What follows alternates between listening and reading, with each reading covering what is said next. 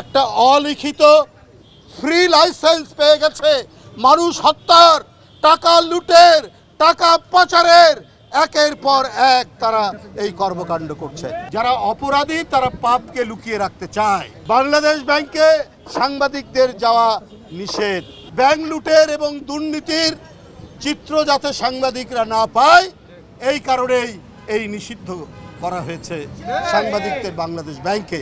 Bank ডাকাত যারা টাকা লুট করছে, যারা দেশব্যাপী নারী নির্যাতন, শিশু নির্যাতন, যারা অন্যের জমি বাড়িঘর দখল করছে, যারা নদী নালা দখল করছে, যারা ভোট ডাকাতি করছে, তারা আজকে দোর্দণ্ড প্রতাপে সারা বাংলাদেশ দাপিয়ে বেড়াচ্ছে।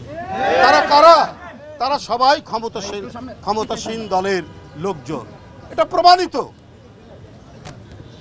প্রমাণিত। দুইজন শ্রমজীবী মানুষকে হত্যা করা হলো ফরিদপুরে। হত্যা করার পর এই সরকারি বাধ্য হয়েছে গ্রেপ্তার করতে। কাকে? এক চেয়ারম্যান, আওয়ামী লীগের লোক।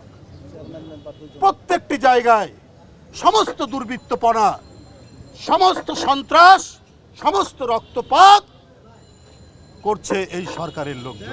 কারণ এদেরকে দিয়েই তো অন্যায় করানো হয়েছে, এদেরকে দিয়েই তো বিএনপির এবং গণতন্ত্রকামী মানুষের মিছিলের উপর আক্রমণ চালানো হয়েছে, এদেরকে দিয়েই এরাই গ্রামে গঞ্জে জনপদের পর জনপদে পুলিশকে বাড়ি চিনিয়ে দিয়েছে। এইটা বিএনপির লোকের বাড়ি, এটা যুব দলের বাড়ি, এটা ছাত্র দলের নেতার বাড়ি। এরা এখন আশকারা পেয়েছে বলে আমরা শেখ হাসিনার জন্য এত অবৈধ, এত অপকর্ম করলাম, আর আমরা অপকর্ম করলে শেখ হাসিনা আমাদেরকে ধরবে কেন? তাই তারা একটা অলিখিত ফ্রি লাইসেন্স পেয়ে গেছে মানুষ হত্যার, টাকা লুটের, টাকা পাচারের একের পর এক তারা এই কর্মকাণ্ড করছে। বাংলাদেশ ব্যাংকে সাংবাদিকদের যাওয়া নিষেধ। একটা অলিখিত ঘোষণা দিয়ে নিষেধ করা হয়েছে। কেন?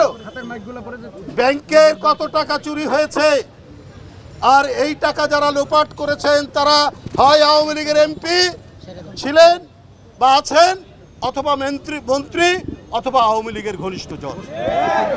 এই তথ্যগুলো যাতে সাংবাদিকরা না পায়, ব্যাংক লুটের এবং দুর্নীতির চিত্র যাতে সাংবাদিকরা না পায় এই কারণেই এই নিষিদ্ধ করা হয়েছে সাংবাদিকদের বাংলাদেশ ব্যাংকে। কারণ যারা অপরাধী তারা পাপকে লুকিয়ে রাখতে চায়। তাদের লুটপাট আর দুর্নীতির পাপ ঢেকে রাখার জন্যই গণমাধ্যমের সাংবাদিকদের উপর নিষেধাজ্ঞা জারি করা হয়েছে বাংলাদেশ ব্যাংকে তারা যেন ঢুকতে না পারে। আমি এর তীব্র নিন্দা জানাই। এই হরিলুটের সরকার, এই মহাদুর্নীতির সরকার, এই মহাচোরদের লালন পালনের সরকার, এরা আর ক্ষমতায় থাকলে মানুষের ঘর বাড়ি বসত ভিটা এরা সব বিক্রি করে দেবে।